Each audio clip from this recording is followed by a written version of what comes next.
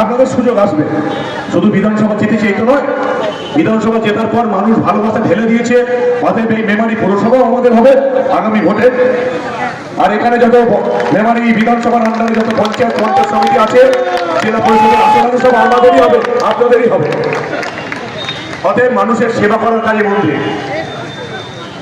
বাকি সব ভুলে যান। তৃণমূল কি করেছে আমাকেও করতে হবে, এটা যদি কেউ ভেবে থাকেন করবেন না। বিশেষ করে যারা তৃণমূল থেকে ঢুকছেন, আমাদের রাজ্য সভাপতি বলে দিয়েছেন, আমাদের প্রেসিডেন্ট বসে আছেন বলে দিয়েছেন, তৃণমূল থেকে কাউকে ঢোকানো হবে না। আর যদি আপনারা নিজেরা লড়ে এত বড় একটা তৃণমূলের মতন চোরচাপটা দলকে হারাতে পারেন, তাহলে কাকে দরকার আছে আপনাদের?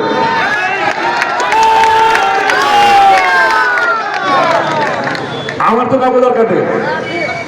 আমার তৃণমূলের কোন বিখ্যাত নেতা, বড় নেতা, অমুক নেতা, তমুক নেতা, আমার কাউকে দরকার নেই। তৃণমূলের কোন বড় নেতা যাদের বিরুদ্ধে প্রচুর প্রচুর অভিযোগ আছে, আমাদের দলের নেতারা বলে দিয়েছেন আগামী 2 মাস তো তৃণমূলের কোনো এন্ট্রি নেই, ছেড়ে দিন। কিন্তু তৃণমূলে যাদের নাম আছে, এই মেমারি থেকে প্রচুর যাদের বিরুদ্ধে বিক্ষোভ, আগামী 5 বছরে তারা তো আমরা তো চেষ্টা করবোই না। তারা যদি অন্য কোথাও থেকে ঢোকার চেষ্টা করেন, সেটাও আমি করতে দেব না।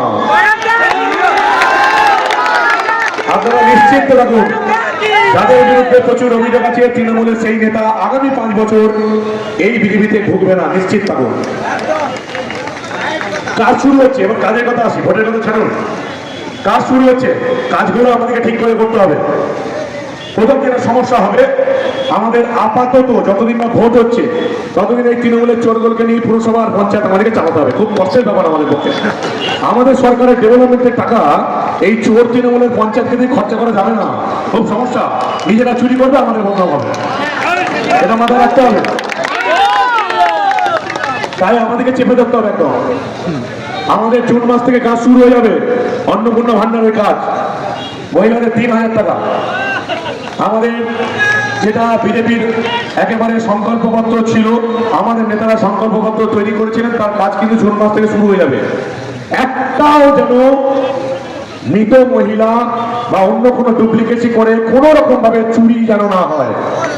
লক্ষ্মীর ভান্ডারে প্রচুর জল আছে। আপাতত যেহেতু আমরা আমাদের সরকার এটুকু প্রাথমিক পর্যায়ে সিদ্ধান্ত নিয়েছে কি দিদি, তাই তো, যে লক্ষ্মীর ভান্ডারটাকে ওইভাবেই ওই ব্যাংকে বা ওটাকে ধরেই করা হবে। কারণ এরপরে যে নতুন করে করতে হয়, আবার এত কোটি মহিলাকে আবার ব্যাংকের লাইনে দাঁড়াতে হবে, আবার প্রচুর হ্যারাসমেন্ট হবে। আমরা সেটা চাই না, আমাদের সরকার সেটা চাই না।